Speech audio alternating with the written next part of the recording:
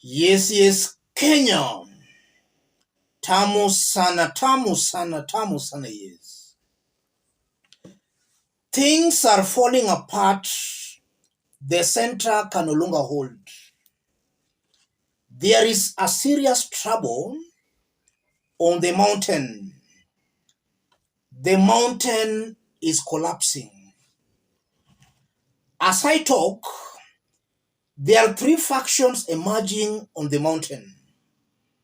We have Uhuru Kenyatta's faction, Ruto's faction, and now Rigathi Gachagwa's faction.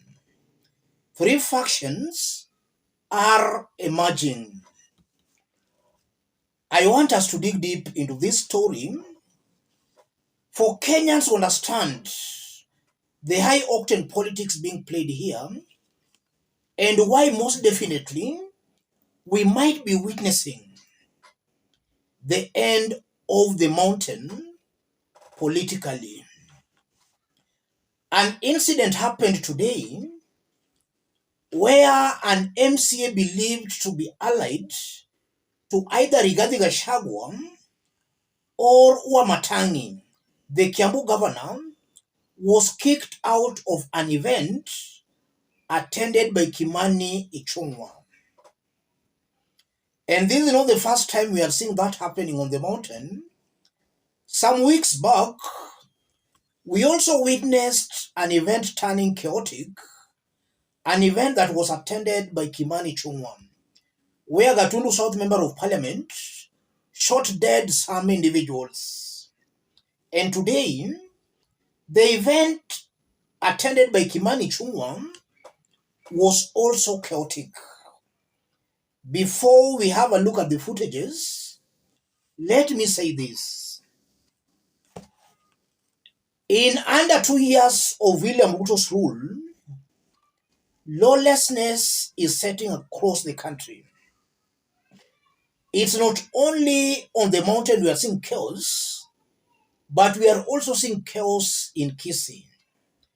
And the person spearheading those chaos is none other than Silvanus Osoro, with the protection of the police. In Nyanza, we are also seeing chaos, and it's believed that Raymond Omolo is the person orchestrating the chaos with the help of some ODM rebels. Recently, we saw chaos in Migori County, Uriri constituency, and also we have been seeing chaos across the Luo nation. What's happening here, ladies and gentlemen? Let's have a look at this clip from Kiambu before we continue. Muko tayari kufanya kazi?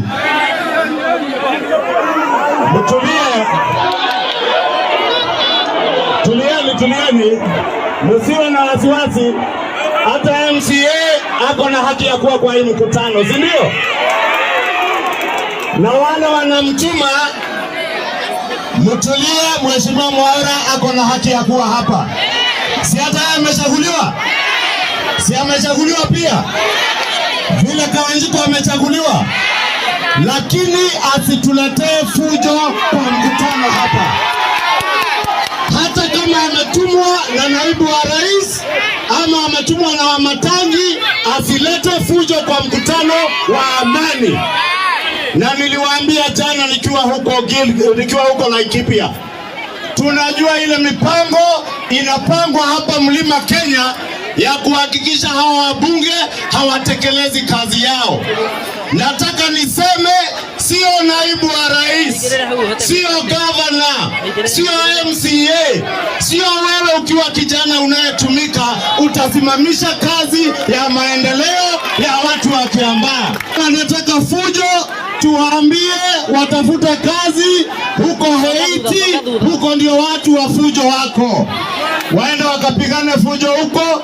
Sisi kama viongozi wa UDA, sisi kazi yetu ni kuzingatia yale mambo tuliambia watu wa Kiambu, na wa Kiambu tutawafanyia.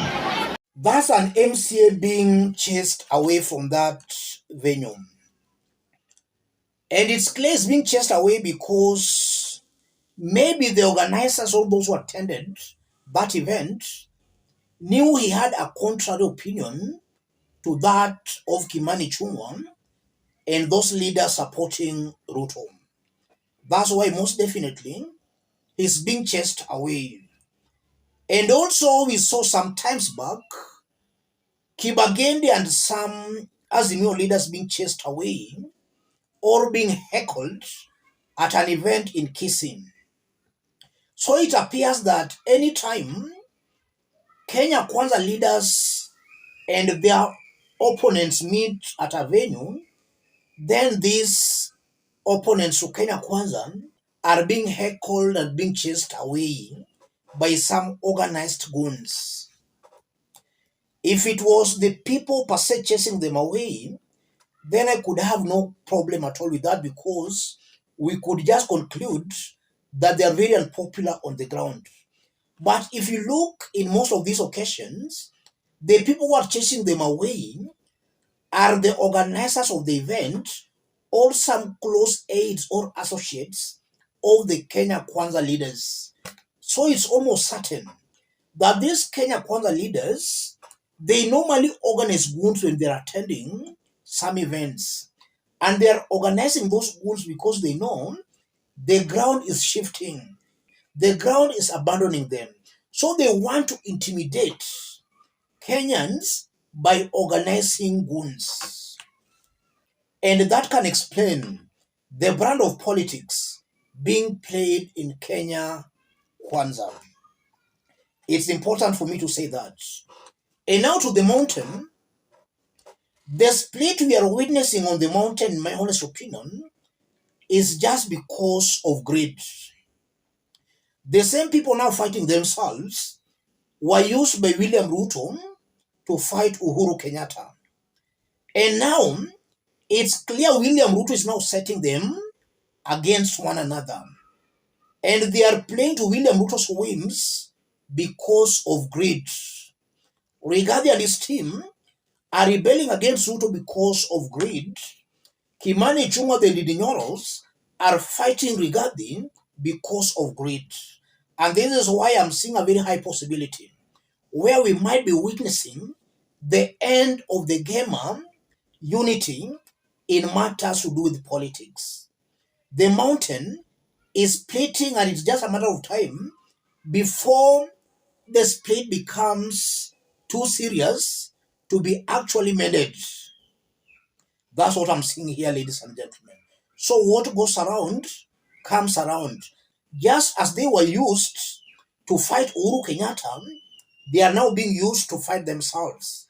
It's high time the mountain wake up to understand these simple tricks being used against them.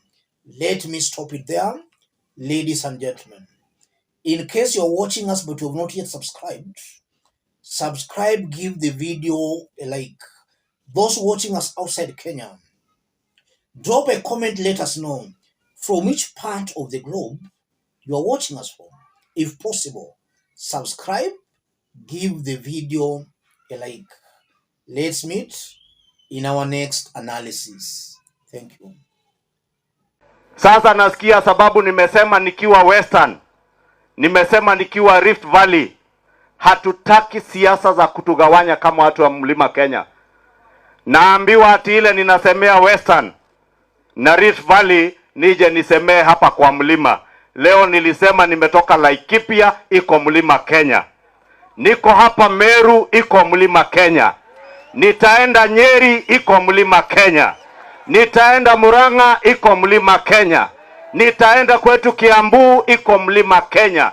Na nitaambia watu wetu tusikubali siasa za kututenganisha na Wakenya wengine. Watu wa Meru mnataka tutengane na Wakenya wengine? Mutakubali turudishwe kwa siasa za migawanyiko ya misingi ya ukabila?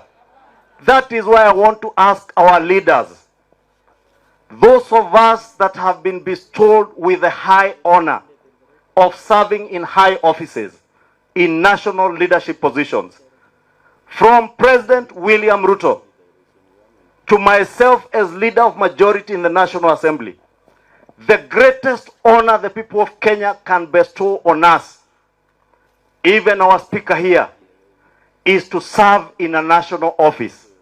When we are bestowed with that high honor, to hold a position of respect, to hold a position of honor in a national office, if we truly believe that we hold offices that bestow on you the role of being a symbol of national unity, seek to unite the people of Kenya, not the people of Mount Kenya.